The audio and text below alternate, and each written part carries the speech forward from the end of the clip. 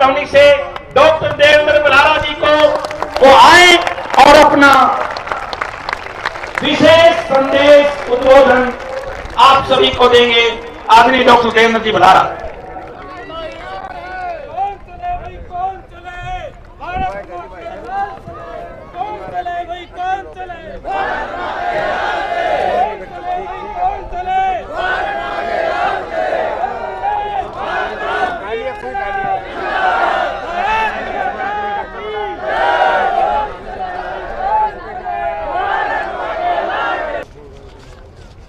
सितारों को नुमाइश में खलल पड़ता है, चांद पागल है अंधेरे में निकल पड़ता है।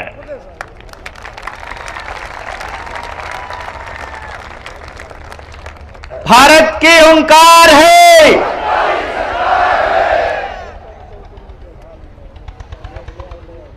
सम्मानित मंच और मेरे सामने दूर दराज से आए, नजदीक से आए मेरे क्रांतिकारी योद्धाओं, मेरे बुजुर्गों, नौजवान साथियों, माताओं, बहनों, आपके इस क्रांतिकारी सब्र को, आपकी हिम्मत को और आपके जज्बे को मैं जनता सरकार मोर्चा की तरफ से नमन करता हूं। अपनी बात शुरू करने से पहले मैं वर्मा जी के कथन को ठीक करना चाहूंगा और आपको बताऊंगा कि आपने अपने जीवन में पहली बार ऐसा कोई मंच देखा होगा जहां किसी व्यक्ति के लिए कोई नारा नहीं लग रहा है, जहां व्यक्ति महत्वपूर्ण नहीं है, जहां केवल विचार महत्वपूर्ण है। तो जो ताकत वर्मा जी ने देवेंद्र बल्हारा को देने की बात कही है, मैं आप सबकी इजाजत से और वर्मा जी की इजाजत से उस सारी की सारी ताकत को जनता सरकार मोर्चा और आपको समर्पित करता हूं। यहां किसी व्यक्ति, अगर कोई पूछा जाए, हर रोज हर जिले में जब प्रचार कर रहे साथियों को बोलते थे सीआईडी वाले, कि सीआईडी वाले क्या बोलते थे कि प्रधान कौन है, पता चलता है यहां तो कोई प्रधान ही नहीं है, कि कौन संभाल रहा है, कि कोई नहीं संभाल रहा, यहां सब आपस में संभाल रहे हैं। मेरे पास मोबाइल में मैसेजेस आए हुए हैं, वो मैसेजेस क्या कहते हैं कि हमने इतनी अनुशासित सभा पहले कभी नहीं देखी रैलियों में। आप सब लोग इसके लिए बधाई के पात्र हैं। जनता सरकार मोर्चा जब शुरू हुआ तो सरकार की जबरदस्तियों के खिलाफ शुरू हुआ था। सरकार ने हम लोगों के ऊपर कुछ पाबंदियां लगाई थी। उन पाबंदियों से लड़ने के लिए, अपने हक के लिए, अपनी आजादी के लिए कुछ मतवाले सड़कों पर उतरे। वो ताकत लेकर जो किसान आंदोलन में किसानों ने अपने बच्चों को दी थी कि जब देश का नागरिक ये कहता है कि तुम्हारे बनाए हुए कानून हमको नहीं पसंद, तो मतलब नहीं पसंद, नहीं चाहिए मतलब नहीं चाहिए, चाहे संसद ने पास किए हो, चाहे सुप्रीम कोर्ट कमेटी बनाने की बात करती है। अगर जनता को नहीं चाहिए तो जनता को नहीं चाहिए, क्योंकि ये इस देश का जो संविधान बाबा साहब अंबेडकर ने बनाया था, उस संविधान की पहली लाइन है जो हमारे जनता सरकार मोर्चा के लोगों के बीच में लिखी हुई है कि हम भारत के लोग, हम कहेंगे वो काम करना पड़ेगा नेता को, अभिनेता को, संसद में बैठे हुए हमारे प्रतिनिधि को। वो प्रतिनिधि है हमारा, मालिक नहीं है।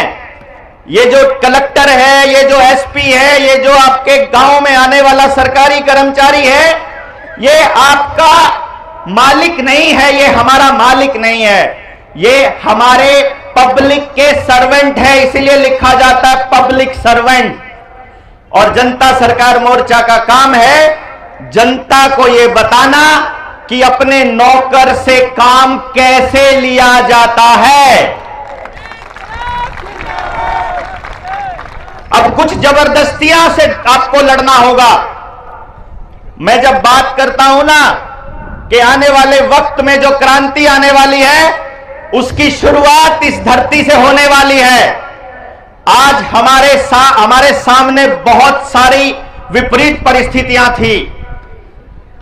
कुछ लोग जो क्रिकेट को, खेलों को बहुत महत्व दे रहे हैं, आज भारत का फाइनल मैच है वर्ल्ड कप का, बिजाई का समय चल रहा है। भाजपा के सहयोगी किसी पॉलिटिशियन की रैली 1 नवंबर को होनी थी, जैसे ही पता चला जनता सरकार मोर्चा की रैली है, उस रैली को 19 नवंबर को ही कर दिया गया। आप समझिए, सब जगह से, चारों तरफ से विपरीत परिस्थितियों के बाद भी इतने अनुशासन में आप लोग बैठे हैं, आप सबको मैं सलाम करता हूं। ये जो जबरदस्तियां हैं जिनसे हमको लड़ना होगा, इसमें एक जबरदस्ती वो भी है जिसका जिक्र थोड़ी देर पहले रविंद्र भाई ने किया था। उसको भी करेक्ट करते हुए मैं थोड़ा सा आपको बता दूं कि जनता सरकार मोर्चा जब अपना ज्ञापन प्रशासन को दे रहा है तो उसमें एक लाइन लिख रहा है कि जनता सरकार मोर्चा ही नहीं, जनता के किसी भी व्यक्ति से डबल टोल नहीं वसूला जाएगा, चाहे फास्टैग लगा हो चाहे ना लगा हो। कल शाम से पहले आपके डिस्ट्रिक्ट की टीम के पास एक मैसेज पहुंच जाएगा। अपनी गाड़ी में 10-10 वो पर्चे छपवा कर रख लेने हैं। उसमें आपको वो सारे कानूनी प्रावधान बताए जाएंगे कि जैसे ही टोल का कर्मचारी आपसे डबल पैसे मांगता है, उसमें उस टोल की जगह का नाम, एसएचओ थाने का नाम और अपने गाड़ी का नंबर और दस्तखत और समय भरिए और उसी टाइम 112 पे कॉल करके उनके खिलाफ मुकदमे दर्ज करवाइए। 8 साल से लेकर आजीवन कारावास तक की सजा है। देश के पैसे का वैल्यू आधा करना, 1 रुपया भी कम करना, यह नहीं मालूम है टोल वालों को, यह नहीं पता है देश की जनता को। और अपनी मांगों में एक सबसे बड़ी बात जो हमने लिखी है कि हर टोल के ऊपर यह लिखा होना चाहिए, जैसे यहां चौक पर जाओगे आपको हमारे शहर का प्रदूषण का लेवल मालूम पड़ जाएगा। लिखा हुआ है कि इतना टीडीएस है, इतना हवा के अंदर एक्यूआई बन गया है। लेकिन क्या यही ऐसी स्क्रीन टोल टैक्स के ऊपर नहीं लगनी चाहिए कि इस रोड का खर्चा कितना था, इस रोड का खर्चा कितना पूरा हो चुका है, कितना पूरा होने में रहता है, और अगर पूरा हो चुका है तो वो टोल टैक्स वहां से उखड़ना चाहिए।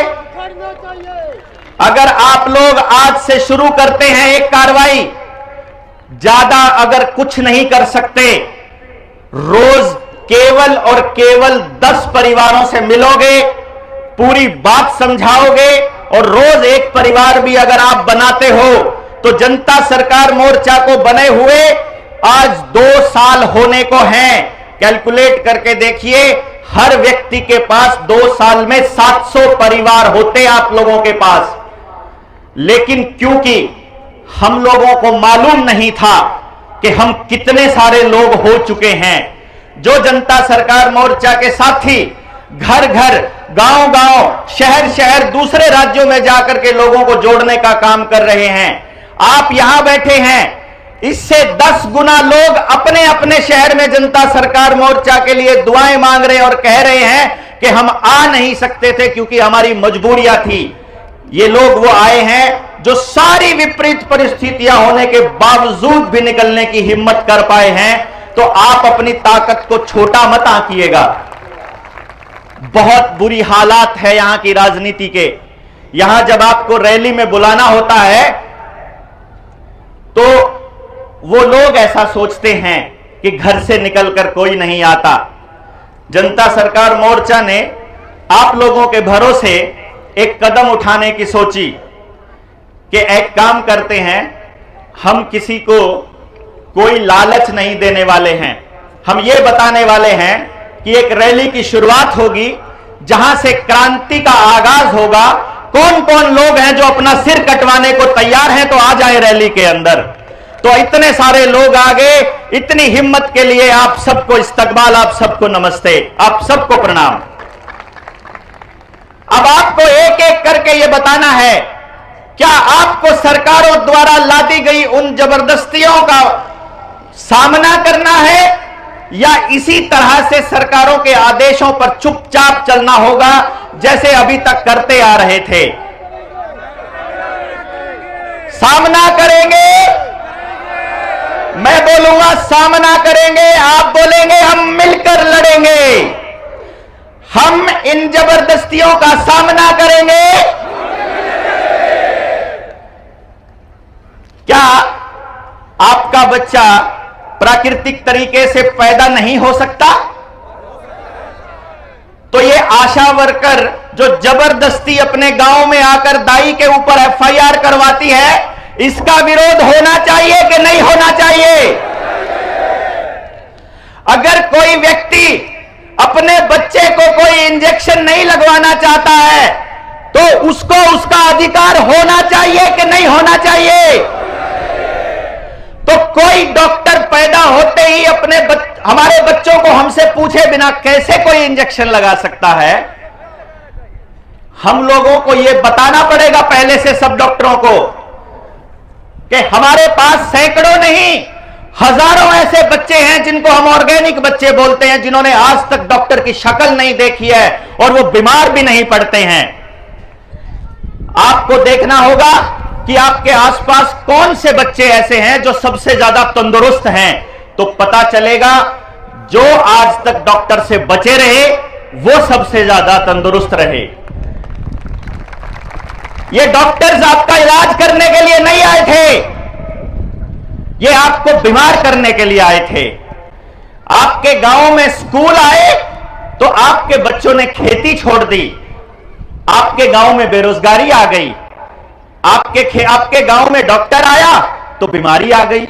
50 साल पहले का गांव देखिए, एक अस्पताल एक डॉक्टर नहीं मिलेगा आपको, क्योंकि हमको मालूम था कि हमारी रसोई में, हमारे आसपास, हमारे खेत में ऐसे ऐसे औषधीय पौधे मौजूद हैं जिनका इस्तेमाल ये बाजार करता है, डॉक्टर कोई और नहीं है। अभी आपने देखा होगा जिस टाइम पर 2 साल आपको लॉकडाउन के दौरान बंद करके रखा, तो घोटाला क्या सामने आया कि कुछ दवाइयों को प्रिस्क्राइब करने के लिए 10,000 करोड़ रुपए की रिश्वत डॉक्टरों को बांटी फार्मा कंपनियों ने रिकमेंड करने का। जो डॉक्टर करोड़ों रुपया लेकर के अपना कोर्स पूरा करेगा, वो चाहेगा कि आपका इलाज 2 रुपए में हो जाए या आपका इलाज आपके घर में हो जाए। वो तो यही चाहेगा ना कि आप उसके एक परमानेंट कस्टमर बन जाएं। ये परमानेंट कस्टमर बनाने की जो जबरदस्ती है, क्या ये बंद नहीं होनी चाहिए? आपने गाड़ी ली, आपके पुरखों से इन्होंने जमीन ले ली, जबरदस्ती भूमि अधिग्रहण कर लिया, उसके ऊपर आपसे टैक्स लिया, उस टैक्स के पैसे से रोड बनाया और वो रोड किसी कंपनी को लूटने के लिए लगा दिया। रोड टैक्स के बावजूद भी क्या टोल टैक्स होना चाहिए? आपको कहते हैं कि आप अपनी मर्जी की नंबर प्लेट तक नहीं लगा सकते, आपको अपने पशुओं का भी रजिस्ट्रेशन कराना पड़ेगा, आपको अपने बच्चों का जन्म प्रमाण पत्र भी बनवाना पड़ेगा, आपको उसको कितने इंजेक्शन लगे उसका पूरा रिकॉर्ड रखना पड़ेगा। हम कहते हैं कि अगर मेरे बच्चे का जन्म प्रमाण पत्र नहीं है तो क्या वो बच्चा नहीं है? क्या वो इंसान नहीं है? तुम लोग इस कागजी कार्रवाई में फंसाकर तुम हमको कहते हो कि मैं देवेंद्र बलहारा हूं, अगर मैं लिख कर दे रहा हूं, अगर मैं एफिडेविट दे रहा हूं, अगर मेरे गांव का सरपंच दे रहा है, मेरे माता पिता दे रहे हैं, तो वो कहते हैं कि नहीं, ये कागज मान्य नहीं होगा, तुम्हारे कहने से कुछ नहीं होगा। लेकिन नंदन नीलकेणी जैसे किसी उद्योगपति को हजारों करोड़ रुपए का ठेका दिया हुआ है, तो उसका आधार कार्ड बताएगा कि हम कौन हैं। और उसके बाद वो ये कहते हैं कि तुमको अपने जीवन जीने के लिए जितने भी कागजात चाहिए, जितनी भी सुविधाएं चाहिए, हर सुविधा को तुमको आधार कार्ड से जोड़ना पड़ेगा। अपना ड्राइविंग लाइसेंस, घर के कागज, मकान के कागज, दुकान के कागज, ट्रैक्टर के कागज, गाड़ी के कागज, पेट्रोल लेना है तो बैंक अकाउंट, आपका आईटीआर, आपके खाते जितने हैं, आपकी गैस का कनेक्शन, पानी का कनेक्शन, बिजली का कनेक्शन और जितने काम करवाने हैं, पहले आधार कार्ड लेकर आओ। पहले तुम अपना फैमिली आईडी लेकर आओ। फैमिली आईडी के बिना अगर कोई बच्चा स्कूल में चला जाता है तो मास्टर जी एडमिशन लेने से मना कर देते हैं। उस मास्टर को यह अधिकार किसने दिया? पता चलता है सुप्रीम कोर्ट के अंदर आधार कार्ड को अनिवार्य घोषित नहीं किया गया है, वो स्वैच्छिक है। अगर मालिक चाहे, अगर मां बाप चाहे तो कोई आदमी उससे आधार कार्ड नहीं मांग सकता, क्योंकि यह बात मोदी जी ने 2014 में प्रधानमंत्री बनने से पहले देश की जनता को चेताया था। वो वीडियो निकाल कर देखिए, उन्होंने क्या कहा था कि आधार कार्ड के साथ आपकी इतनी सेंसिटिव इंफॉर्मेशंस जुड़ी हुई है कि आप सोच भी नहीं सकते। जितने लोग यहां आए हुए हैं, जितने लोगों से आप बात करोगे, सबके मोबाइल एक गूगल अकाउंट से जुड़ा है, सबका मोबाइल उनके आधार कार्ड से जुड़ा है, उनका आधार कार्ड उनके वोटर कार्ड से जुड़ा है। जिस टाइम चुनाव होने लगेगा और पता चलेगा कि ये लोग हैं जो सरकार की खिलाफत करने वाले हैं, आपको पता भी नहीं चलेगा कि जब वोट डालने के लिए जाओगे, अंदर गए तो अपने वोटर लिस्ट में आपका नाम ही नहीं है। क्या करोगे उसके बाद? आपको अगर कोई अधिकार ही नहीं होगा वोट डालने का तो हम क्या करेंगे? आपको क्या करना पड़ेगा? आंखें, कान, नाक 24 घंटे खोले रखना पड़ेगा और सरकारों को चेताना पड़ेगा कि तुम्हारी जबरदस्ती नहीं चलेगी, नहीं चलेगी, नहीं चलेगी। कैसे हो गया? सरकारी जबरदस्ती नहीं चलेगी, नहीं चलेगी, नहीं चलेगी। आपको छोटे छोटे लालच और डर में फंसा दिया गया, क्योंकि जो सुप्रीम कोर्ट का आदेश है, उस आदेश में एक लाइन छोटी सी सुप्रीम कोर्ट ने डाली हुई है। क्या? कि यदि आपको सरकार से कोई लाभ चाहिए तो वो ले सकता है, तो सरकार आपसे आधार कार्ड मांग सकती है। क्योंकि सरकार ने हल्फनामा देकर क्या कहा मालूम है? आपको, हमको, इस देश की जनता को चोर कहा। सुप्रीम कोर्ट में सरकार ने चोर कहा। वो कहते हैं ये सारे चोर हैं, दो बार फायदा उठाते हैं, भ्रष्टाचार करते हैं, सब्सिडी 2 बार लेते हैं, बच्चों का स्टाइफंड 2 बार लेते हैं, और इन्हीं के लोगों ने भ्रष्टाचार किया। अपने ही लोगों के आधार कार्ड काट के अखबारों में छपवा देते हैं कि ये लोग चोर हैं, इसीलिए इनका आधार कार्ड कंपलसरी किया। आपका देश चोरों का देश घोषित करने पर लगे पड़े हैं कि आप टैक्स भी चोरी करते हो, इसीलिए आपके ऊपर छापे मारने पड़ेंगे। अभी 4000 ऐसे लोग इन्होंने चिन्हित किए हैं पंजाब के अंदर, इनकम टैक्स डिपार्टमेंट ने, कि आप घर के अंदर बुटीक खोल करके, घर में छोटा काम करके, कोई सिलाई बुनाई करके कोई महिला अपने बच्चों को पाल रही है तो उसके घर में नोटिस भेजा है कि तुम टैक्स की चोरी कर रहे हो। जहां इलेक्शन होगा वहां नहीं आएगा ये, जहां इलेक्शन हो चुके हैं वहां नोटिस आएंगे आपके पास। आप अगर 1 से ज्यादा गायें पाल रहे हो तो आपको टैक्स देना पड़ेगा। यूपी के अंदर सरकार में बना दिया ये कानून, गुजरात ने बना दिया ये कानून, राजस्थान ने बना दिया ये सकल कानून कि आप 1 से ज्यादा गाय नहीं पाल सकते हैं। अगर आप गाय पालेंगे तो आपको ये बताना पड़ेगा कि बाकी के पैसे का क्या किया। जो दूध था, घर में 2 आदमी अगर कमाने वाले थे और आपकी गाय ने, 2 गायों ने अगर 10 किलो दूध दिया तो 2 आदमी पी नहीं सकते, तो बाकी का खोया निकाल कर बेचा होगा, इसीलिए उसका टैक्स देना पड़ेगा तुमको। वो कहते हैं तुम चोर हो। वो कहते हैं कि इस देश के लोग अपनी मांग नहीं उठा सकते। भारत के अंदर अलग अलग राज्यों में शुरुआत की थी इन्होंने यूपी से, और अब हरियाणा में भी ये लोग आ चुके हैं। इन्होंने एक कानून बनाया, क्षतिपूर्ति कानून, कि आज जनता सरकार मोर्चा की एक रैली हुई, यहां से आप जब जाओगे आपकी गाड़ियां चली होंगी, गाड़ियों के ऊपर स्टिकर लगा होगा, कोई एक व्यक्ति सरकार का, कोई एक व्यक्ति इनकी पार्टी का या किसी और पार्टी का अगर जनता सरकार मोर्चा का स्टिकर अपनी गाड़ी पर लगाकर कोई दंगा कर देता है, अगर कोई हुड़दंग कर देता है, तो उसके लिए बुलाई जाने वाली पुलिस सरकार का जितना खर्चा होगा और उसके बाद उस पूरे के पूरे नुकसान की भरपाई यहां बैठे हुए लोगों से करेंगे, ऐसा वो उस कानून के अंदर कहते हैं। हमारे यहां बीच में बैठे हुए हैं भाई सुशील, उनकी तो प्रॉपर्टी भी अटैच करने का कार्यक्रम इन लोगों ने चलाया कि खेती के कानूनों के अंदर आप लोग कैसे खेती कानूनों का विरोध करने के लिए किसान आंदोलन में चले गए। ये क्षतिपूर्ति कानून ये वापस होना चाहिए कि नहीं होना चाहिए? इसके लिए कितना बड़ा आंदोलन करना पड़ेगा आप सोच भी नहीं सकते, क्योंकि सरकारों को आपकी जमीन, मकान, दुकान सब कुछ चाहिए। 2030 तक इनका एजेंडा है कि आपका किसी भी चीज के ऊपर कोई अधिकार नहीं रहेगा। आपकी गाड़ियां धीरे धीरे बंद की जा रही हैं। पहले कहते हैं डीजल की गाड़ी एंटर नहीं कर सकती, फिर कहते हैं पेट्रोल की गाड़ी एंटर नहीं कर सकती, फिर कहते हैं सीएनजी की नहीं कर सकती, क्योंकि आपको केवल इलेक्ट्रिक गाड़ियां लेनी है। इलेक्ट्रिक गाड़ियां प्रोग्रामेबल है, क्या आपको नहीं पता है? कुछ दिन पहले इन लोगों ने एक्सपेरिमेंट किया कि गाड़ियों को दूर से बैठे बैठे कंपनी ब्लास्ट करवा सकती है क्या? कुछ गाड़ियां चार्जिंग पे लगी हुई, कुछ गाड़ियां सड़क पे चलती हुई, कुछ गाड़ियां वैसे ही खड़ी हुई अपने आप ब्लास्ट हो जाती हैं। क्योंकि भैया जी आपका मोबाइल जिस तरह से काम करता है और अगर वो हीट कर रहा है तो कंपनी एक सॉफ्टवेयर भेजेगी, वो सॉफ्टवेयर आप अपडेट कर दोगे तो आपका मोबाइल गर्म होना बंद हो जाएगा। अगर आपका मोबाइल गर्म होना बंद हो जाएगा तो आपका मोबाइल गर्म होना शुरू भी तो हो सकता है, जरूरत से ज्यादा शुरू भी तो हो सकता है। ये तो वो तकनीक किसके हाथ में है इस बात पर निर्भर करता है। और आपको मालूम ही है कि सरकारें कौन बनाता है?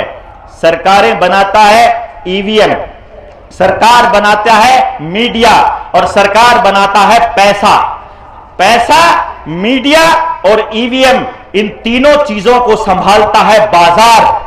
बाजार मतलब पूंजीपति, और बाजार का एक ही नियम है और वो है पैसा और प्रॉफिट। इसके बदले में देश की जनता का जीवन दूभर हो, इसके बदले में देश बर्बाद हो जाए, इनके बच्चे बीमार पड़े रहे, विकलांग पैदा हो, अपंग पैदा हो, इनके बच्चे मंद बुद्धि पैदा हो, ये आपस में लड़ते रहे, जात के नाम पर लड़े, धर्म के नाम पर लड़े, दंगे होते रहे, युद्ध होते रहे, कंगाल होते रहे, मकान बिकते रहे, दुकान बिकती रहे, ये लोग आत्महत्या करते रहे, कोई दिक्कत नहीं है। कैंसर से मरोगे कोई दिक्कत नहीं है सरकार को, बुखार से मर जाओ, बीमारी में मर जाओ, दूसरी किसी बीमारी में मर जाओ, लेकिन सरकार आपको कोरोना से नहीं मरने देगी।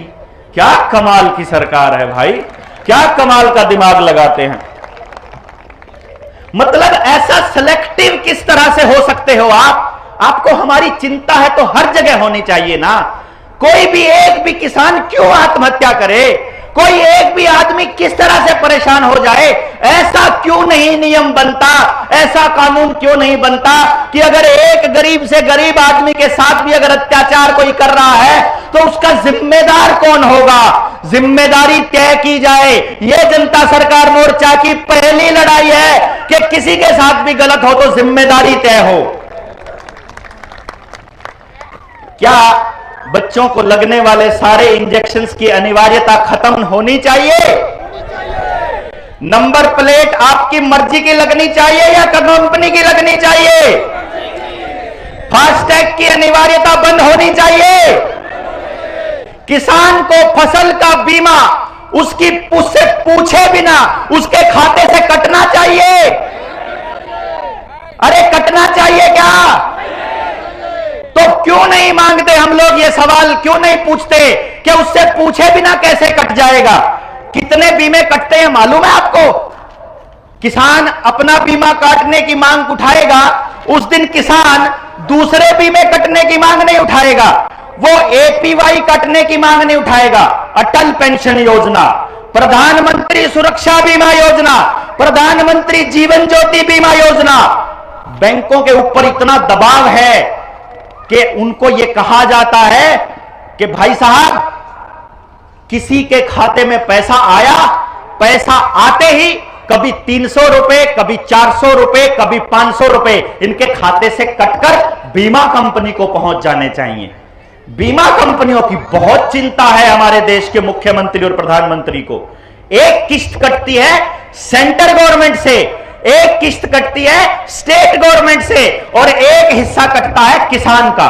यानी कि जो इंश्योरेंस कंपनियां हैं उनको 3 जगह से पैसा दिया जाता है।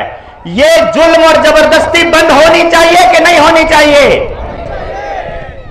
आपका पैसा बैंकों में पड़ा हुआ है, मैनेजर कहेगा ऑनलाइन ट्रांजैक्शन कर लो, क्योंकि ऑनलाइन ट्रांजैक्शन में केवल डिजिट ट्रांसफर करनी है। जो थोड़ी देर पहले वर्मा जी ने आपको बताया था कि यह रुपए का खेल समझ में आ गया है। वर्मा जी ने शब्द बोला था रुपया और आवाज आनी बंद हो गई थी लाइव पे। 10-15 चैनल्स के ऊपर लाइव चल रहा था।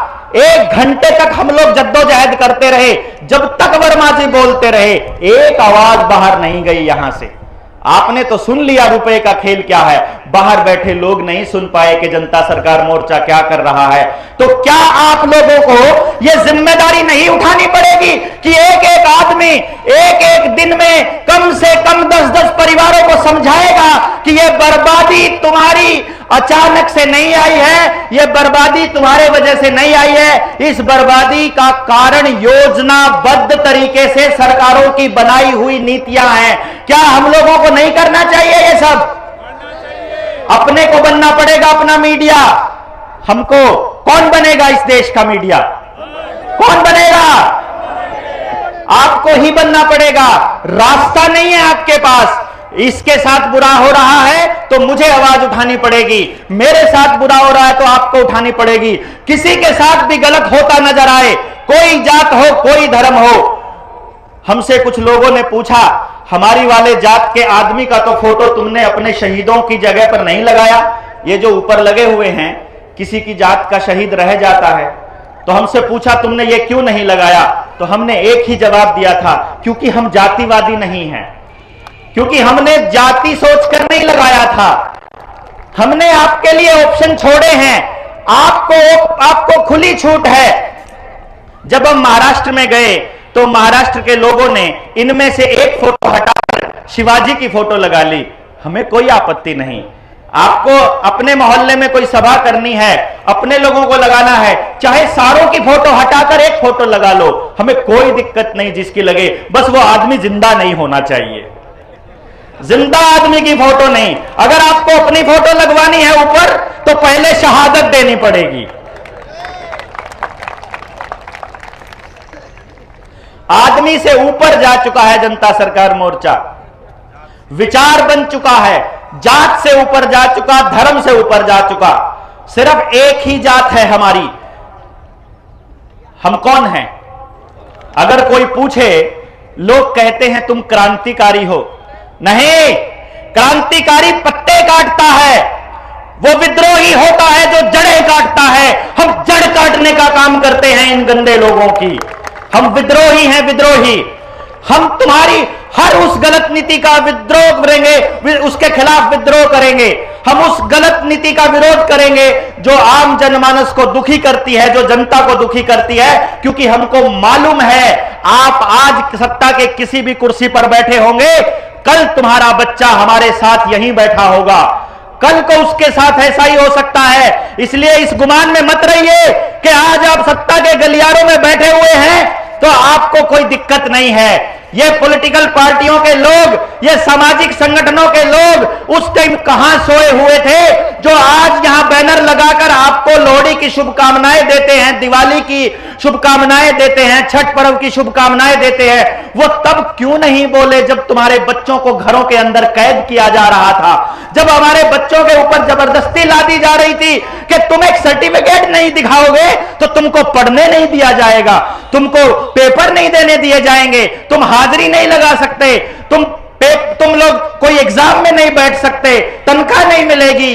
पेंशन नहीं मिलेगी, बस में नहीं बैठने देंगे, रेल में नहीं बैठने देंगे, दुकान नहीं खोलने देंगे, मंडी में नहीं जाने देंगे, बाजार में नहीं जाने देंगे। तुमको ये कह रहे थे वो कि अरे तुमको तो इलाज का भी अधिकार नहीं है अगर तुम लोग सरकार की बात के मान करके वो सर्टिफिकेट नहीं दिखाओगे। कल को इन लोगों ने आपके आधार कार्ड को आपके जीवन की सारी पाइपलाइन के साथ जोड़ दिया है और उन पाइपलाइन को फिर आधार के साथ जोड़ रहे हैं। कहीं पर पानी का कनेक्शन नहीं पहुंचा है तो नया कनेक्शन दिया जा रहा है, कहीं बिजली का कनेक्शन नहीं दिया पहुंचा है तो नए बिजली के मीटर पहुंच रहे हैं, नए खंभे लग रहे हैं, आपके यहां पर नई पाइपलाइन के जरिए गैस का कनेक्शन दिया जा रहा है और वो कह रहे हैं कि नया कनेक्शन आधार के साथ जुड़ा होगा। अगर आपने आधार के साथ नहीं जोड़ा तो आपको महंगा पड़ेगा। आप अगर फैमिली आईडी के साथ फॉर्म भरोगे नौकरी का तो तुमको 900 रुपए देने पड़ेंगे, विदाउट फैमिली आईडी दोगे तो तुमको 1800 रुपए देने पड़ेंगे। तो आदमी थोड़े लालच में आकर, थोड़े डर में आकर इनकी बातों को मानना शुरू कर देता है और वो सोचता है कि पैसे बचाने हैं तो आधार कार्ड दे ही देते हैं। आपको नहीं पता है ये आधार कार्ड आपकी बर्बादी और आपकी गुलामी का आधार बनने वाला है। अगली बार जब इनको आपकी गर्दन मरोड़नी होगी, आपके पेट के ऊपर लात मारनी होगी तो इनको केवल एक काम करना है, आधार कार्ड बंद कर दो, आपका जीवन की पाइपलाइन रुक जाएगी, आपके सारे काम रुक जाएंगे, बैंक अकाउंट बैन हो जाएगा, आप कोई गैस का कनेक्शन नहीं मिलेगा। गांव वाले कुछ लोग कहते हैं कि हम तो लकड़ी गोस्से में काम चला लेंगे। आपको पता चले गांव वालों के पास ना जंगल बचा है ना डंगर बचा है, जंगल भी खत्म, डंगर भी खत्म। और जींद के 4540 एकड़ जमीन को एक्वायर कर रहे हैं और कह रहे हैं कि जिनकी जमीन एक्वायर करनी है ना उनसे पूछने की जरूरत नहीं है। दो तरह से मारते हैं, पहला लालच और दूसरा डर। लालच में कहते हैं अखबार में छपेगा करोड़पति बनेंगे जींद के किसान, और इधर से छपेगा कि मान नहीं दोगे तो जबरदस्ती छीन लेंगे। तो आदमी सोचता है कि बेचने का बट्टा नहीं लगे, इससे अच्छा तो एक्वायर हो जाए। क्यों? क्योंकि उसको कर्जे में रखा जाता है। कर्जे में क्यों रखा जाता है? कर्जे में ऐसे नहीं रखा जाता है, योजनाबद्ध। आपके पास फोन आएगा, सबके पास फोन आएगा, फोन नहीं आएगा तो मैसेज आएगा, बोलेगा बिना कागज के लोन ले लो, बिना बैंक में जाए लोन ले लो, लोन ले लो, लोन ले लो। जिसने नहीं ले रखा बोलता मेरे पास तो नौकरी भी नहीं, पैसा भी नहीं। अरे तुम डंगर पे ले लो, डंगर भी नहीं, पुरानी कार पे ले लो, वो भी नहीं, 10वीं की डीएमसी पे ले लो, अरे मैं अनपढ़ हूं तो आधार कार्ड पे ले लो, लेकिन लोन ले लो। पहले लोन ले लो, जब किस्तें चुकाओगे तो बोलेंगे अभी तुम्हारी किस्तें ठीक जा रही है, और ले लो, तुमको और दे रहे हैं, टॉप अप दे रहे हैं। जब और मिल जाएगा और जब हम लोग उस पोजीशन में पहुंच जाएंगे कि वो लोन चुकता करने की हमारी गुंजाइश नहीं बची, तो फिर कहेंगे या तो चुकता करो, नहीं तो अपने घर की एक लड़की हमारे यहां भेज दो, हम दे देंगे एक पहली किस्त। मैंने सुना ये अपनी आंखों से, कलेजा फट कर आता है, अंदर आग उगलती है कि कोई रिकवरी वाला एजेंट किसी बेबस आदमी को जो चुकता नहीं कर पा रहा अपना लोन की किस्त, उसको ऐसी गंदी भाषा में कैसे बात कर सकता है यार? कैसे यार लोगों को ऐसा? और लोग बोलेंगे नहीं क्या? हमको दहाड़ना होगा, हमको बताना होगा कि तुम्हारा जो ये लोन का प्रोसीजर है यही हमारी गुलामी का आधार है। ये जो पैसा तुम अपने आप मर्जी से छाप रहे हो, ये छापने वाला दिन ज्यादा दिनों तक नहीं चलेगा। हम लोग, आपको हमने एक बात कही थी, ये स्वराज की लड़ाई है, ये अपने राज की लड़ाई है, ये जनता के राज की लड़ाई है। ये लड़ाई में हमने कहा था कि जनता ही सरकार है, और हमने आपको एक बात कही थी कि हमें भीड़ नहीं चाहिए, हमें जागे हुए लोग चाहिए। और आपका सब्र देखकर, आपका यहां बैठा हुआ होकर यह साबित करता है कि आप सारे के सारे जागे हुए क्रांतिकारी योद्धा हो, जो जरूरत पड़ने पर अपनी गर्दन भी नौछावर कर देंगे। और हम लोगों ने यह ऐलान किया हुआ है कि जिस दिन, जो बाल गंगाधर तिलक ने कहा था ना कि स्वराज्य हमारा जन्म सिद्ध अधिकार है और हम स्वराज लेकर रहेंगे। स्वराज मतलब मेरा राज, मेरा राज मतलब आपका राज, आपका राज मतलब जनता का राज। जिस दिन जनता सरकार मोर्चा के लेटर हेड के ऊपर यह लिखा होगा कि मैं संजीव कुमार और नीचे लिखा होगा सदस्य जनता सरकार मोर्चा, और डेप्यूटी कलेक्टर को यह संदेश दे कि मैं तुमको यह कह रहा हूं कि मुझे यह दिक्कत है, और अपने अधिकारियों को निर्देशित करो कि मेरी समस्या का समाधान किया जाए। और डीसी जब देखे उस कागज को, देखते ही सबसे पहले फोन खड़काए कि भाई ये जनता सरकार मोर्चा वालों का मैसेज आया है, इनका काम जल्दी से जल्दी होना चाहिए। उस दिन हम जनता सरकार मोर्चा की ताकत को देखेंगे। 1 लाख लोग जिस दिन जागे हुए हमारे पास इकट्ठे हो गए, जो कि विद नेम हमको मालूम है कि इस जिले में, इस गांव में ये साथी को पूरी ट्रेनिंग ली हुई है, जिसने पूरा कॉन्सेप्ट समझा हुआ है। आप समझिएगा, पूरे षड्यंत्र को समझाने में हमको ट्रेनिंग में 3 दिन लगते हैं। 3 दिन षड्यंत्र समझ में नहीं आता है, उसके बाद भी हमको लगता है कि कुछ कमी रह गई। वो बात हम आधे घंटे में, 1 घंटे में पूरी नहीं कर पाएंगे। इसलिए आपको एक काम करना है, यहां से जाने के बाद अपने आसपास के लोगों को तैयार करना है एक काम के लिए कि अपने जीवन के 3 दिन हमको दे दीजिए, अपने बच्चों को बचाने के लिए, अगली पीढ़ी को बचाने के लिए। हम एक जगह सुनिश्चित करेंगे, आप दूसरे स्टेट से हो तो आपके दूसरे स्टेट में आएंगे, आपको बताएंगे कि आपकी गुलामी का आधार क्या है और उससे बचने का रास्ता क्या है। और जिस दिन 1 लाख लोग समझे हुए हमारे पास हो गए, उस दिन हम स्वराज की घोषणा कर देंगे कि हमारा राज आ गया। आपने जनता सरकार मोर्चा के लोगों में देखा होगा कि यहां किसान के बैल की जगह हमने नेताजी को रखा हुआ है, और पीछे से हल्की मोट, कंट्रोल और सांटा, सांटा बोलते हैं अपने हरियाणा के अंदर। डंडी के पीछे चमड़े की एक लेदर की बेल्ट होती है, जो उस बैल को यह इशारा देने के लिए होती है कि जैसे ही वो उल्टा चले उसको लगा के बताया जाता है कि ना, इधर नहीं जाना है। वो किसान और हम भारत के लोग और जनता सरकार मोर्चा वो सांटा लिए हुए लोग हैं, जो उस नेता को बैल की जगह जोतने वाले हैं आने वाले समय में। आप लोग अपनी जरूरत का कानून, सबसे ज्यादा मजबूत कानून आरटीआई का कानून है। आप वहां से अपनी जानकारियां इकट्ठा कर सकते हैं कि आपके हित के कौन सी नीतियां बनी, किसने कितनी चोरी करी, किसने कितने योगदान दिए। आरटीआई के कानून को लगातार कमजोर किया जा रहा है। क्या हमको इसका विरोध नहीं करना चाहिए? हमसे जबरदस्ती जमीनें खरीद ली गई, हमसे जबरदस्ती जमीनें एक्वायर करके उसके ऊपर एलिवेटेड हाईवे बना दिए गए, एलिवेटेड रेलवे के प्लेटफॉर्म, रेलवे के ट्रैक बना दिए गए और फिर प्राइवेट कंपनियों को सौंप दिए गए। और उसके ऊपर किसान की बुग्गी झोटा नहीं चल सकता, किसान की ट्रैक्टर ट्रॉली नहीं चल सकती, हमारे बच्चों की मोटरसाइकिल नहीं चल सकती, वहां पर हम लोग नहीं चल सकते। ये तो कमाल की तानाशाही है। और देश के लोगों को यह बोलना पड़ेगा, जमीन हमारी है, हमारे पैसे से सड़क बनी है और हमको ही चलने नहीं दोगे। क्या हमको इसका विरोध नहीं करना चाहिए? इन सारी की सारी डिमांड्स के ऊपर हमको जनमानस तैयार करना पड़ेगा। ये लोग फार्मा कंपनियों के जो गुलाम हैं, इन लोगों ने एलोपैथी का इतना प्रचार कर दिया है कि रॉकफेलर और रॉथशाइल्ड की उस पूरी की पूरी यूनाइटेड नेशंस और वर्ल्ड बैंक और WHO, वर्ल्ड हेल्थ ऑर्गेनाइजेशन को पालने में लगे पड़े हैं। क्या हमारा आयुर्वेद इतना गया गुजरा है?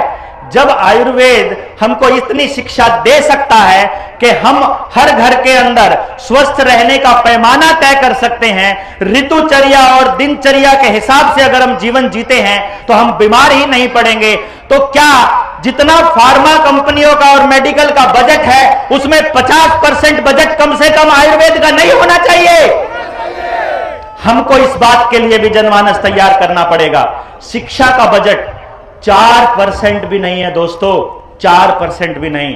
स्कूलों में टीचर्स नहीं है, कॉलेज में, यूनिवर्सिटी में 70% सीटें खाली पड़ी है, लेकिन सरकार को टैबलेट देने की जल्दबाजी पड़ी है कि इनको जल्दी जल्दी कोई ना कोई टैबलेट दो।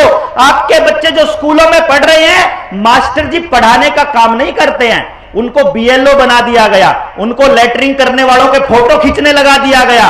उनको कह दिया गया कि तुम लोग ये पता करो गांव में कितने लोगों के आधार कार्ड फैमिली आईडी के साथ जुड़े हुए हैं, तुम लोग ये पता करो सरपंच ने क्या क्या कर लिया, कितने लोगों के घर में शौचालय बन गए, कितने डंगरों के आईडी कार्ड बन गए। बच्चा कितना पढ़ता है उससे कोई मतलब नहीं है, लेकिन बच्चे के पढ़ने का काम वो दो, एक टैब दे दो।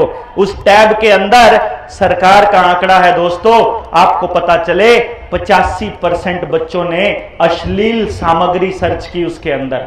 आपके बच्चे सिलेबस के नाम पर जब ऑनलाइन किताब उठाते हैं, फेसबुक उठाते हैं, यूट्यूब उठाते हैं और कोई भी सॉफ्टवेयर उठाते हैं, उसके ऊपर जबरदस्ती गंदी गंदी वीडियो आती हैं। हमारी अगली पूरी की पूरी पीढ़ी को बर्बाद करने का षड्यंत्र रचा जा रहा है। जो इतनी अश्लीलता परोसते हैं उनको लाखों लोगों की भीड़ के सामने प्रदेश का मुख्यमंत्री खड़ा होकर उसका हाथ उठाकर उसको मजबूत करने का काम करते हैं। शर्म आनी चाहिए ऐसे मुख्यमंत्री को, और हम लोग यहां से कड़ी निंदा करते हैं ऐसी योजना का। आर्मी को खत्म करने के लिए अग्निवीर जैसी यूनिवर्सिटी वो लेकर के आए योजना, जिसके अंदर पूरी तरह से आर्मी का पूरा खाका बर्बाद हो रहा है। जीएसटी लगाकर अनऑर्गेनाइज सेक्टर को बर्बाद किया जा रहा है। हर सेक्टर के अंदर नई नई योजनाएं लाकर प्राइवेटाइजेशन, पब्लिक प्राइवेट पार्टनरशिप के नाम पर कंपनियों को सारा कुछ दिया जा रहा है और आपका डेटा कलेक्शन किया जा रहा है। किसान को क्या कहते हैं कि तुम लोग अपनी अगर फसल का ब्यौरा नहीं दोगे तो तुम्हारी फसल नहीं बिकेगी। तुमको फसल का ब्यौरा चाहिए, तुमको हमारे खाते में कितने पैसे आए, कहां से आए, उसका ब्यौरा भी चाहिए। हम लोग कैश जमा कराएंगे, कैश निकलवाएंगे, उसके ऊपर पूरा टैक्स लगाओगे। लेकिन जब देश के लोग सुप्रीम कोर्ट में कोई रिट डालते हैं, कोई एप्लीकेशन डालते हैं कि ये पॉलिटिकल पार्टियां उद्योगपतियों से पैसा लेकर उनके लिए नीतियां बनाते हैं और देश की जनता को नजरअंदाज करते हैं, तो उस टाइम पर देश की सरकार, सारी पॉलिटिकल पार्टियां हलफनामा देकर के सुप्रीम कोर्ट में कहती है कि देश के जनता को यह हक नहीं है कि इलेक्टोरल बॉन्ड के जरिए किस पॉलिटिकल पार्टी को किस उद्योगपति ने कितना चंदा दिया। क्या यह जानने का हमको हक नहीं है? मालिक को तो जानने का हक है नहीं, और नौकर जो सारी की सारी सुविधाएं हमारे पैसों से लेते हैं, निर्णय लेने की ताकत हमारी वोट से लेते हैं, उनको सब कुछ जानना है। उनको नहीं जानना है असल में जिस बाजार के दम पर वो सरकारों में बैठे हैं, उस बाजार को कंट्रोल करने वाली विदेशी ताकतों को जानना है कि इस देश के लोगों का कितना पैसा अभी बैंकों में पड़ा है, कितनी जमीन लोन पर चढ़ चुकी है, कितने लोग अभी कर्जदार होकर मरने की कगार पर आ चुके हैं, कितने बेरोजगारी का आंकड़ा है, कितने अकेले रहते हैं, कितने परिवार को छोड़ चुके हैं। क्योंकि प्रोग्रेसिव फार्मिंग की 2016 में नीति आयोग की मीटिंग के अंदर, जिसमें बिल गेट्स ने सरेआम ऑफिशियल डॉक्यूमेंट की बात कर रहा हूं मैं, ये उसने कहा था कि हमको इस देश की जमीनें चाहिए, किसी भी कीमत पर चाहिए, बड़े बड़े चंक चाहिए, 1000 एकड़ से छोटा कोई चंक नहीं चाहिए, कहीं 4000 एकड़ चाहिए, कहीं 8000 एकड़ चाहिए। कुछ लोग कहते हैं इस सरकार को गिरा देते हैं, इससे पहले तो फलाने वाली सरकार थी।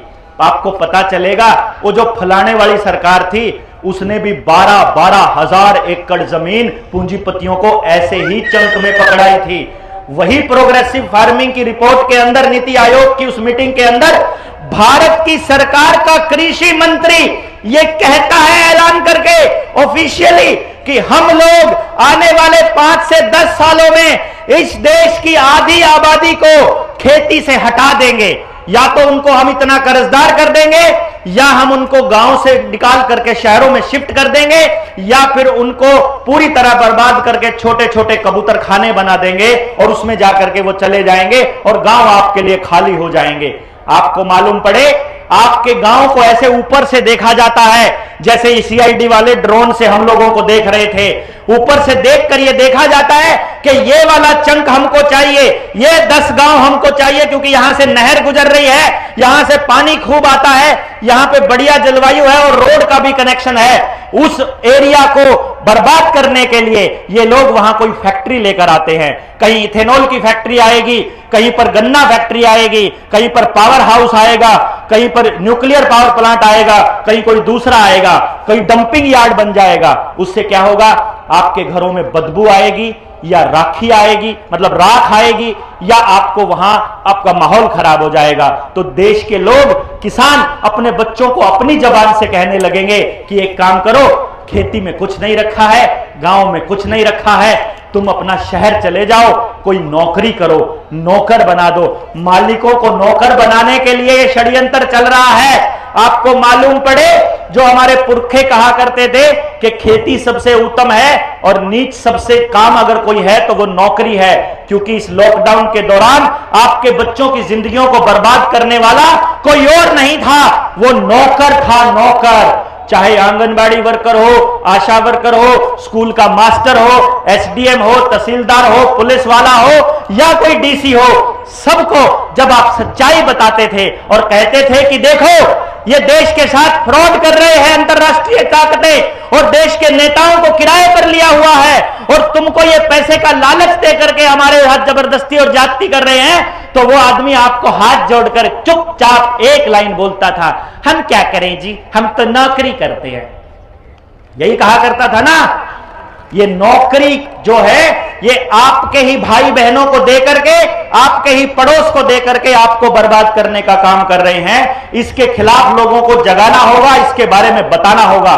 शिक्षा का स्तर इस लेवल पर गिरा दिया है, हर सेंट्रल यूनिवर्सिटी के अंदर इन लोगों ने ऐसे लोगों को बिठा दिया जिनका शिक्षा से कोई लेना देना नहीं है। स्कूल में मास्टर बनने लायक भी लोग नहीं थे, और अगर उनका किसी एक खास संगठन से वास्ता है, अगर वो उसमें जाते हैं, उनके प्रचारक बने हैं और उन्होंने शादी नहीं की है, तो ऐसे ऐसे लोगों को उन लोगों ने वहां पर वाइस चांसलर की पोस्ट तक बिठा दिया, और वाइस चांसलर अब यूनिवर्सिटीज को बर्बाद करने पे लगा पड़ा है।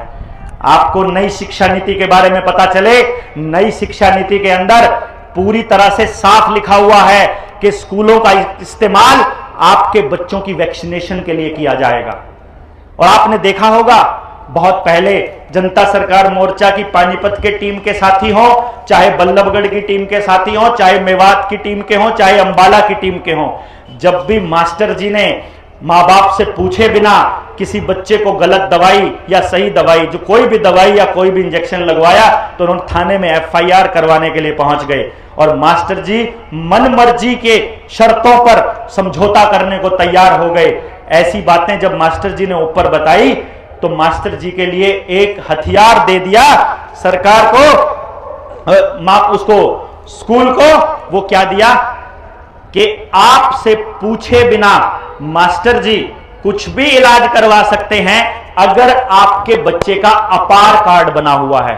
वो आजकल आपके बच्चों का अपार कार्ड बनाने पे लगे पड़े हैं मास्टर जी। उनका एक ही काम है कि जब तक वो बच्चा पढ़ेगा तब तक कोई भी एजेंसी, चाहे कॉलेज हो चाहे स्कूल हो, आपसे पूछे बिना आपके बच्चों को कोई भी इलाज दे सकते हैं, उनका पक्का इलाज भी कर सकते हैं, क्योंकि आपका पक्का इलाज करना है, इन्होंने पक्का करना है। आप अगर संगठित नहीं हुए, आपने अगर आकर के क्रांतिकारी से विद्रोही की भूमिका में अगर आप नहीं आए, तो आपका पक्का इलाज होना तय है। मेरे बच्चे का इलाज ऐसा पक्का ना हो तो मैं लड़ रहा हूं, आपके बच्चे का ना हो तो आप सबको लड़ना होगा, और देश के अंदर क्रांति लानी होगी, देश के लोगों को जगाना होगा कि हर आदमी अपनी जगह पर एक क्रांतिवीर बनकर के निकले, अपने बच्चे को भी बचाए और अपने पड़ोस के बच्चे को भी बचाए। यही थीम जनता सरकार मोर्चा का है। अब आपको बता दें, खेती से अगर निकालना है किसान को तो बर्बाद करना पड़ेगा, बर्बाद करना है तो उसकी फसल के दाम उसको ना मिले, ये तय करना पड़ेगा। खेती के अंदर उसका खर्चा ना हो, जनता सरकार मोर्चा ने साबित करके दिखाया है। सुनील भाई जैसे लोग हैं और दूसरे लोग भी बहुत जुड़े हुए हैं अपने साथ खेती पर एक्सपेरिमेंट करने वाले। पहली बार पूरी पैदावार बिना बाजार, बिना जहर, बिना बाजार, आप लोग अपने अपने गांव में चालू कीजिए। किसी भी किसान को सरकार से एमएसपी मांगने की जरूरत नहीं पड़ेगी, लेकिन जनता सरकार मोर्चा अपने इस मंच से सरेआम इस बात को पुरजोर समर्थन करता है कि किसानों के एमएसपी की गारंटी का कानून बनना चाहिए कि नहीं बनना चाहिए।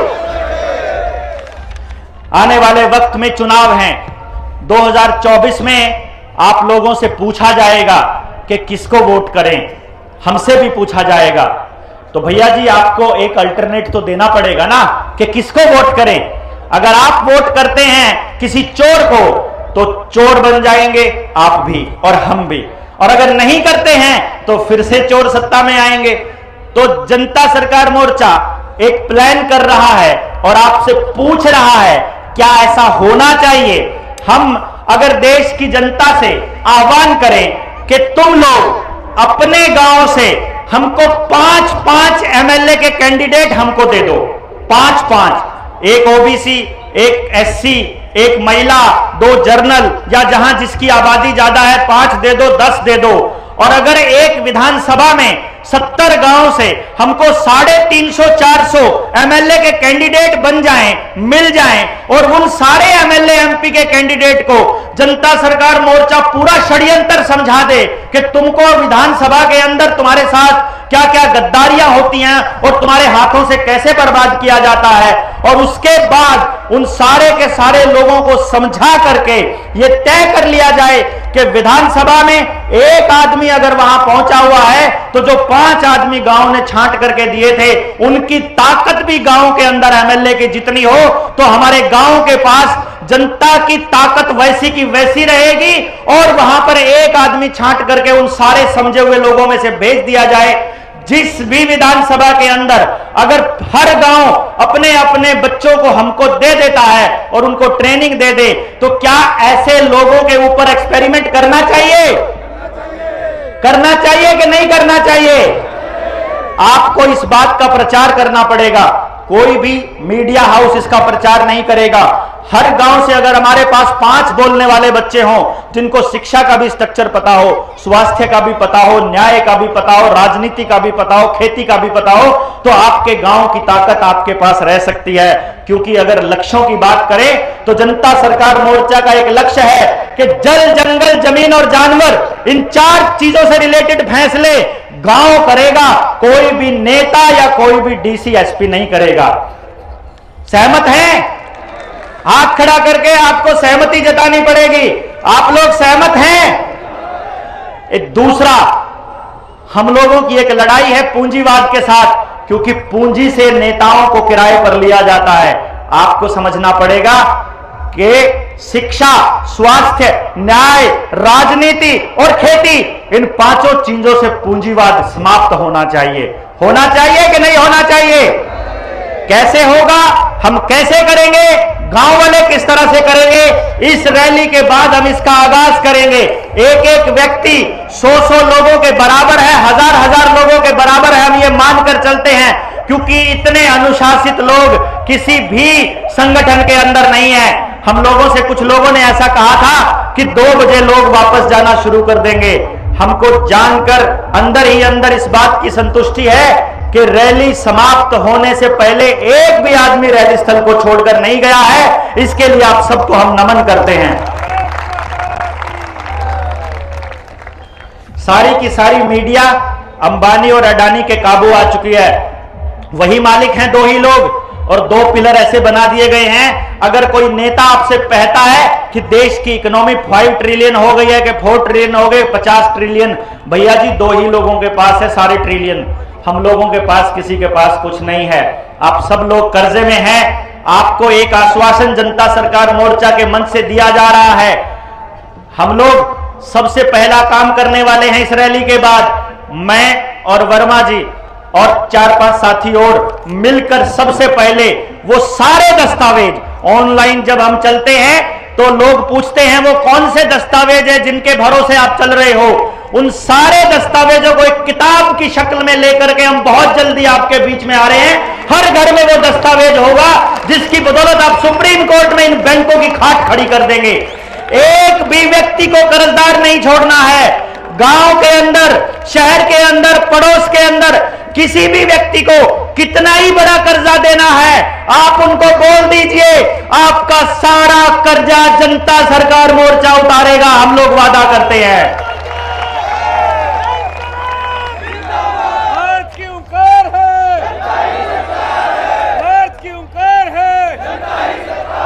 बस आपको यह समझना होगा कि कर्जे से मुक्त करना जनता सरकार मोर्चा का मकसद नहीं है।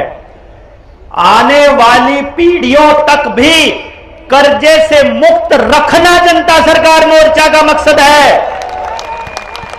हम लोग एक ऐसी व्यवस्था बनाने की दिशा में काम करने वाले हैं कि आने वाली पीढ़ियां इस कर्जे के दलदल में कभी फंस ही ना पाएं। आने वाले वक्त में सरकार के अंदर किसी का भी, कोई भी आदमी सरकार में हो, कोई भी पार्टी सरकार में हो, कोई भी एमएलए हो, कोई भी एमपी हो, ताकत जनता के हाथ में रहनी चाहिए। यह जनता सरकार मोर्चा का मकसद है। यहां आप लोग आए, आप लोगों को एक काम सबसे पहले करना होगा। यहां से जाने के बाद नियम बना लीजिए, सोना नहीं है उस दिन से पहले, उस टाइम से पहले, सॉरी, तब तक सोना नहीं है जब तक ये तय ना कर लो कि आज मैंने ये 2 परिवार अपने साथ जोड़ लिए। इस परिवार को बहुत बढ़ाना, कम से कम 2 परिवार। कुछ भी नहीं कर सकते हो तो फोन तो कर ही सकते हो ना, बता तो सकते ही हो ना। एक अपने रिश्तेदार को, एक अपने आदमी को, इस पूरे के पूरे षड्यंत्र की एक वीडियो बनाएंगे हम 2-4 घंटे की। उस पूरी की पूरी वीडियो को उसको बोलिए मेरे कहने से ये पूरा सुन लो, एक बारी इसको समझ लो। तुम्हारे बच्चों को भी बचाना है, अपनों को भी बचाना है। उसको रिक्वेस्ट करो, अधिकार पूर्वक कहो, जैसे मर्जी कहो, लेकिन सबसे पहले उनको यह कहो कि भैया इसको समझ लो। अगर तुमको लगे कि ये बच्चे, ये जो नौजवान साथी, ये हमारे बुजुर्ग, ये नेता, ये ठीक काम कर रहे हैं तो आप हमसे जुड़ जाइए और आने वाली रैली के अंदर आने का हमको प्रॉमिस कर दीजिए, क्योंकि अगली रैली हम ऐसी नहीं करने वाले हैं। अगली रैली हम चुपचाप करने वाले हैं, बस हम पहुंच जाएंगे। आपको इस तरह से हमको स्ट्रक्चर बनाना होगा कि एक मैसेज गया, उसने 20 लोगों को किया, उसने 20 लोगों को किया, उसने 20 लोगों को, सरकार को पता ही ना चले कि 1 लाख लोग आ ही गए। कर सकते हैं ये काम, हम लोग करना चाहिए, करोगे। हमको, मैं जिस हिमांशु पाठक को आपके सामने खड़ा किया गया था ना जनता सरकार मोर्चा ने, हम लोग मिलकर एक पूरा स्ट्रक्चर तैयार कर रहे हैं, नेता की गर्दन को पकड़ने का स्ट्रक्चर। ऐसा पकड़ने का कि घर बैठे बैठे ये लोग क्या सोचते हैं, क्षतिपूर्ति कानून लाकर हम उसे बाहर निकलने पे पाबंदी लगाएंगे, ये हमारे लोगों को मारपीट करेंगे। फरीदाबाद में जब पोस्टर लगा रहे थे हमारे साथी अंकुश के ऊपर, उनके सरकार के गुंडों ने अटैक किया, वैसे ही मुंह बांध रखे लोगों ने, जैसे वो लोग मुंह के अंदर दंगा करवाना चाह रहे थे, ऐसे ही लोगों ने, सरकार के लोगों ने हमारे लोगों पर अटैक किया। तो हमको उस दिन मैसेज किया जब सोमदेव ने, तो मैंने उसको सबसे पहले एक बात कही, जब उसने कहा कि भाई साहब हमारे ऊपर हमला किया, मैंने कहा कौन थे? बोला सरकार के लोग थे। तो मैंने कहा बधाई हो, तुम लोग सरकार की नजरों में आ चुके हो, मतलब सरकार के लिए खतरा बन चुके हो। अब एक बात ध्यान से सुन लेना, जितने लोग यहां आए हो ना, आप सब लोग विद्रोही की कैटेगरी में आ चुके हो, सबके मोबाइल की लोकेशन आ चुकी है, सबको पकड़ पकड़ के रगड़ने का प्लान सरकार की सीआईडी बना चुकी है। आपके पास रास्ता है, हमने आपको घेर लिया है, अब आप घिर चुके हो, आपके पास कोई रास्ता नहीं है अपने आप को मल्टीप्लाई किए बिना। आपके हर एक आदमी के पास अपनी 20 से 50 लोगों की टीम होनी चाहिए, जो एक फोन कॉल पर आधे घंटे के अंदर थाने में, एसएचओ के पास, डीसी के पास कहीं भी खड़ी हो जाए। सरकार का जबरदस्ती का कोई खंबा लग रहा है, कोई नाली खोद रहे हैं, कोई जबरदस्ती किसी को कोई इंजेक्शन लगाया जा रहा है, कोई जबरदस्ती का कोई फरमान जारी हो रहा है, कोई भी सरकारी कर्मचारी जो बेईमान है, क्योंकि सरकार के गलत नियमों को केवल बेईमान सरकारी कर्मचारी मानेगा, कोई भी सरकारी बेईमान अगर आदमी अगर देश के लोगों के साथ जबरदस्ती करेगा तो जनता सरकार मोर्चा वहीं पे खड़ा मिलेगा अपने साथियों के रूप में। आपको खड़ा हो जाना है। इसलिए आपके पास अपने आप को मल्टीप्लाई करने के अलावा रास्ता है नहीं है। मैं इस मजबूरी में आपको छोड़ रहा हूं। हम लोगों ने आपको लपेट लिया है, आप अब वापस नहीं जा सकते। दिल्ली में जब नए नए फ्लाईओवर बनने शुरू हुए थे तो पता चलता था कि भैया अब अगर इस कट से आगे निकल गए तो यूटर्न नहीं है, अब तो बहुत आगे से आएगा। तो आप लोग वो कट पार कर चुके हो, आपका यूटर्न अब कभी नहीं आएगा। अब आपको क्रांति के रास्ते पर ही चलना होगा। बंद कर दूं। अब आपको इस क्रांति के रास्ते पर आगे ही बढ़ना होगा। हम लोग रहें ना रहें, ये लोग बैठे हैं जो मंचों पर बैठे हैं, मंचों पर और लोग आएंगे, ये लोग निकल जाएंगे, हम लोग फोटो में आ जाएंगे, कहीं भी कुछ भी हो जाए, किसी को कोई फर्क नहीं पड़ने वाला है। ये मोर्चा ऐसे ही दिन रात मल्टीप्लाई करता रहना चाहिए। ये जिम्मेदारी हम लोग आपके ऊपर छोड़कर जा रहे हैं। बहुत सी बातें करनी है, मुझे नहीं पता कि हम पूरी बातें कर भी पाएंगे कि नहीं कर पाएंगे। रेलवे के अंदर देख लीजिए, सारी रेलवे की 3 लाख एकड़ जमीन पड़ी थी खाली, सारी अडानी को देने की योजना बन रही है। 9 लाख एकड़ जमीन आर्मी के पास पड़ी थी, वो सारी की सारी अडानी को देने की योजना बन रही है। 18 की 18 ऑर्डिनेंस फैक्ट्री आप लोगों ने, ऑर्डिनेंस फैक्ट्री आपने देखी होंगी, वो सब बेच चुके हैं। आर्मी को पूरी को बेचने की योजना है। सीआरपीएफ, सीआईएसएफ पुलिस को खत्म करने की योजना है। ट्रैफिक पुलिस का काम सीसीटीवी कैमरे करने वाले हैं। सीसीटीवी कैमरे और टैबलेट देने की बड़ी जल्दी है सरकार को, हमारे स्कूलों के अंदर टीचर्स देने की जल्दी नहीं है। और एक बड़ी बात, आप सबकी जमीनों को सरकार अपने नाम कर चुकी है। हर पंचायती जमीन को, हर ग्राम सभा को वापस मांगना चाहिए कि नहीं मांगना चाहिए? आपके स्कूल की जमीन, अस्पताल की जमीन, जोहड़ की जमीन, सार्वजनिक चौपालों की जमीन, सबकी रजिस्ट्री सरकार अपने नाम कर चुकी है लालडोरा तोड़कर। ये सारी जमीन वापस लेंगे। गांव गांव जाकर चालू हो जाइए। हर टोल के आसपास के 15-20 गांव के अंदर 1000-2000 लोगों की एक टीम तैयार कर दीजिए। जब हम कहेंगे, जब इधर से ऐलान होगा, तभी सरकार का पूरा चक्का जाम होना चाहिए। इस जीटी रोड को आप बैन करोगे तो इन्होंने एलिवेटेड हाईवे बना लिए हैं, इन एलिवेटेड हाईवे का भी जुगाड़ करना पड़ेगा। जिस गांव को ये जगह नहीं दे रहे हैं, उस गांव के लोगों को हम ऐलान करते हैं, आप लोग अपने गांव की 5-5, 4-4 जेसीबी ले लीजिए, लोन चुकता जनता सरकार मोर्चा करेगा, हम गारंटी लेते हैं। जेसीबी ले लो, इनके ये सारे एलिवेटेड हाईवे के रास्ते हमको खुद बनाने पड़ेंगे। आज के टाइम पर हम इस रास्ते पर नहीं आए हैं। सरकार अगर हमारी बातों को इग्नोर करेगी तो हम लोग ऐलान करते हैं कि विद्रोह की यह भाषा हमको अपनानी पड़ेगी। अभी आपको क्या करना है, जाते हुए किसी भी सार्वजनिक संपत्ति का कोई नुकसान नहीं होना चाहिए, क्योंकि वो आपकी ही संपत्ति है। अभी पूरी तरह से शायद नहीं भी की है, हम उसे वापस ले लेंगे।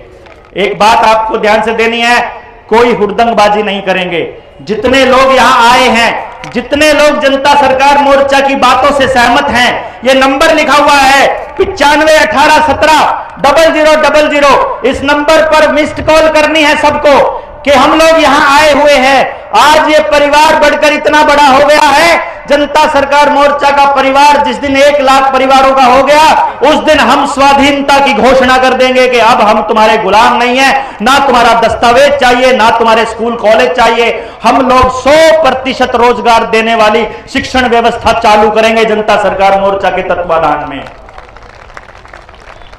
लड़की की शादी की उम्र आपसे पूछे बिना 21 साल कर दी इन लोगों ने। क्या कहते हैं कि बच्ची को आत्मनिर्भर बनाना चाहते हैं।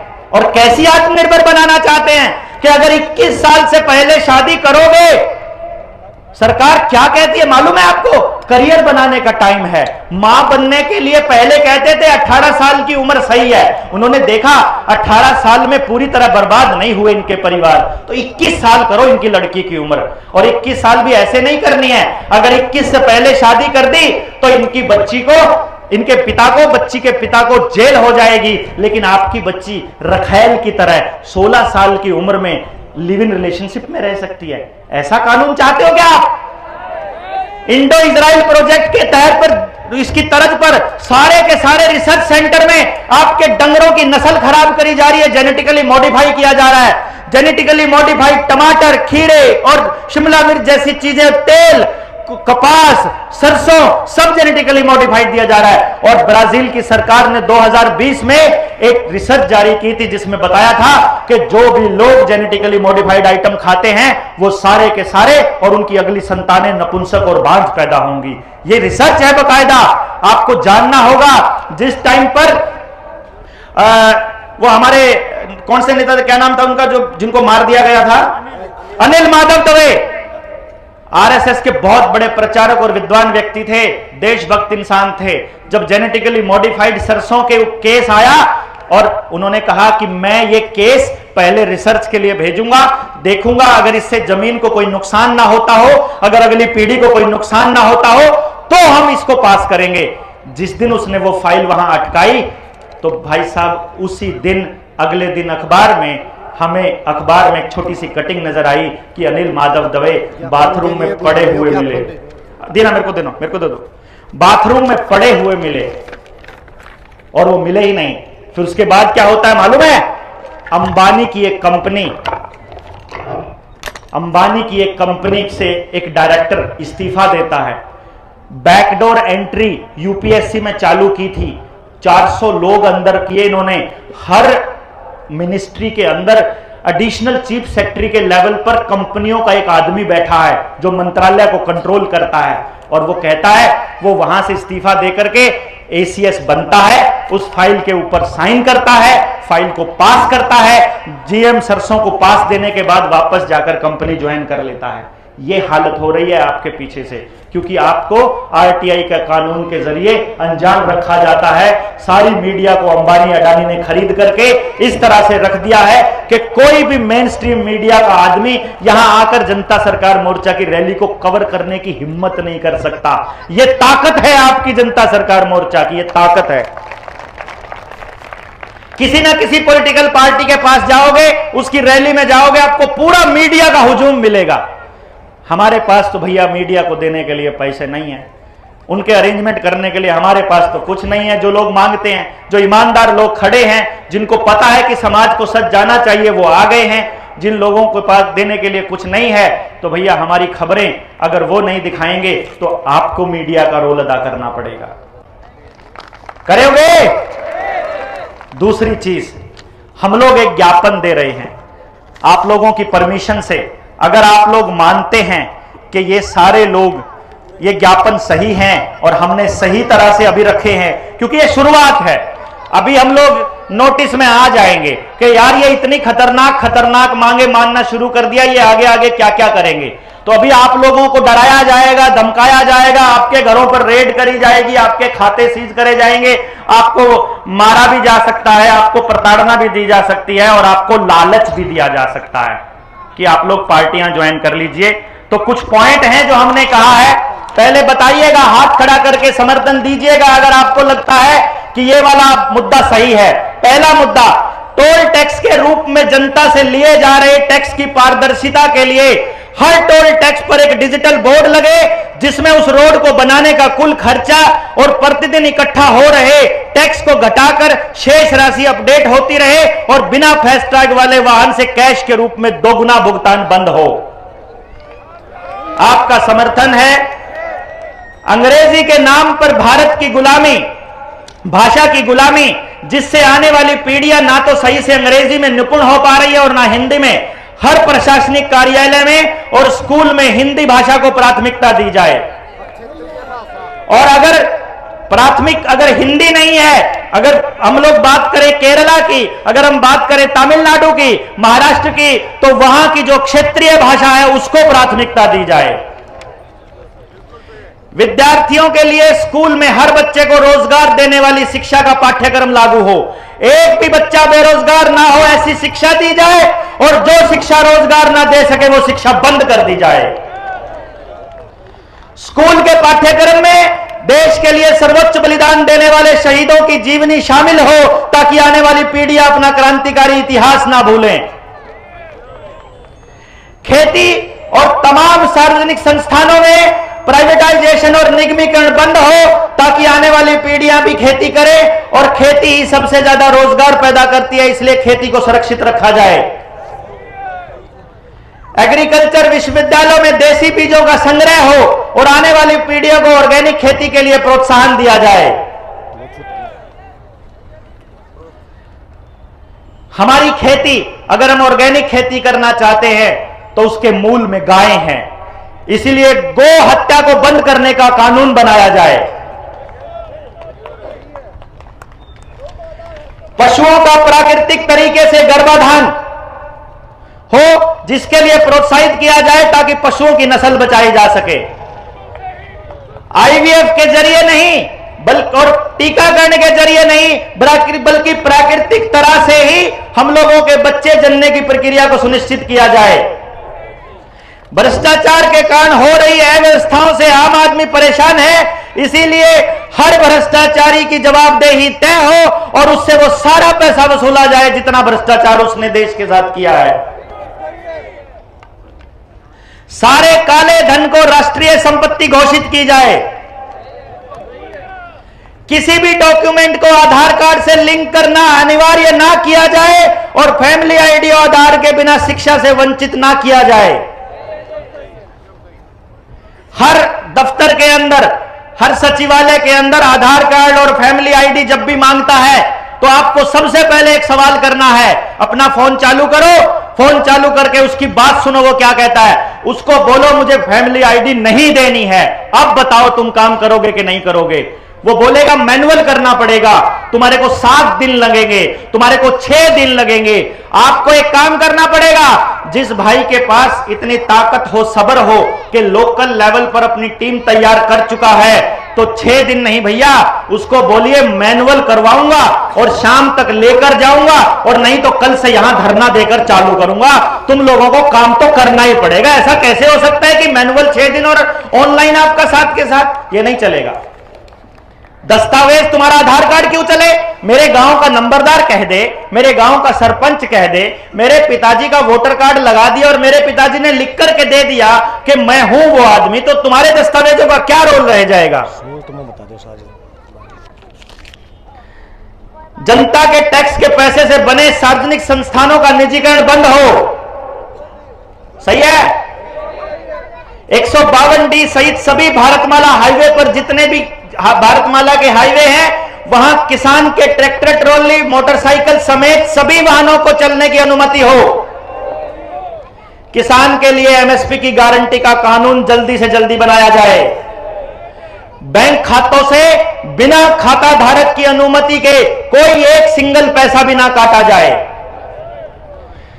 शहीद स्मारक स्थल हुसैनीवाला पंजाब में जो एलपीजी की गैस जोत जल रही है, उसको बंद करके देसी घी की जोत को ही चालू किया जाए, जिसको जनता सरकार मोर्चा ने चालू किया था। और वातावरण में, आसमान में हवाई जहाजों से किए जा रहे केमिकल का, रसायनों का, कृत्रिम वातावरण जियो इंजीनियरिंग पर पूरी तरह से रोक लगनी चाहिए। हार्ड टेक्नोलॉजी से मनमर्जी की बारिश और सूखा, बाढ़ और भूकंप के रोक पर रोक लगनी चाहिए। सही है। आप लोगों का आना सफल हुआ। हम लोग आप सबकी मौजूदगी में ड्यूटी मजिस्ट्रेट हमारे बीच आए हुए हैं ज्ञापन लेने के लिए। भोजन की व्यवस्था की गई है। जिन भी साथियों ने इस पूरे कार्यक्रम को सफल बनाने में अपना योगदान दिया है, उन सभी साथियों का, आयोजन करने वालों का, सेवादारों का, और जो दानी सज्जन है जिन्होंने इसके लिए अपना योगदान दिया था, कुछ हमारा पेमेंट करना रहता है, उसके लिए हम चाहेंगे कि आप सब लोग जनता सरकार मोर्चा के दिए हुए खाते में भी जमा करा सकते हैं। और भैया यहां दान सहयोग भी जरूर दे करके जाएं, क्योंकि हमारे पास किसी उद्योगपति का दिया हुआ पैसा नहीं है। तो आप सबके सहयोग से ये आयोजन सफल रहा। हम लोग अपना संदेश सरकार को, जनता को, आपको देने में कामयाब रहे। आप लोग अपनी व्यक्तिगत किसी भी बात को लेकर के आए थे, तो आप सब लोगों से मिलने के लिए जनता सरकार मोर्चा की टीम और मैं यहीं पर रहूंगा। आप सब लोग यहीं पर रहेंगे, यहीं रुके रहेंगे, खाना खा करके जाएंगे। खाने भोजन की व्यवस्था की गई है और हम आप सबके सामने प्रशासन से आए हुए अधिकारियों को ज्ञापन देंगे। आप सब लोग आए, इतना कीमती समय दिया, अपना योगदान दिया, उस योगदान के लिए आपका बहुत बहुत शुक्रिया, बहुत बहुत आभार। भारत की हुंकार है, इंकलाब जिंदाबाद, किसान मजदूर एकता जिंदाबाद। जितने भी लोग सरकार की इन अत्याचारों से परेशान हैं, जनता सरकार मोर्चा के साथियों से जुड़िए और ज्यादा से ज्यादा अपने परिवार को बढ़ाइए। जय हिंद। अभी ज्ञापन की औपचारिकता के बाद आप सभी कुछ निर्देश दिए जाएंगे, तो 5 मिनट के लिए डटे। तो जो भी आज के हमारे प्रशासनिक अधिकारी आए हैं, हम इस जेएसएम के परिवार के माध्यम से एक ज्ञापन इस प्रदेश के मुखिया को दे रहे हैं कि मांगों को संज्ञान ले। उसके बाद यदि इन मांगों के ऊपर कार्रवाई नहीं होती है तो 23 मार्च को शहीद आजम भगत सिंह के जन्म दिवस से एक क्रांति का आगाज पुनः कर दिया जाएगा। शहीदी दिवस पर ये 23 मार्च का अल्टीमेट दिया हमने माननीय सरकार को। अगर 23 मार्च तक हमारी कुछ समस्याओं का समाधान हो जाए तो ठीक है, वरना हम आंदोलन ठीक है, आपकी बात पहुंचा दो। ये कहे कि ये माने गलत है, यदि ये सही है तो इनको मानने का काम सरकार करेगी। मिस कॉल सभी साथियों को करनी है, जो नंबर आपको इन पोस्टरों पर दिखाई देता है, सभी साथी मिस कॉल लगा दे। संदेश चला गया। बहुत बढ़िया, बहुत बढ़िया, एकदम। नमस्कार डॉक्टर साहब, आपकी एप्लीकेशन आप कितना सभी साथी लेंगे। लेट हो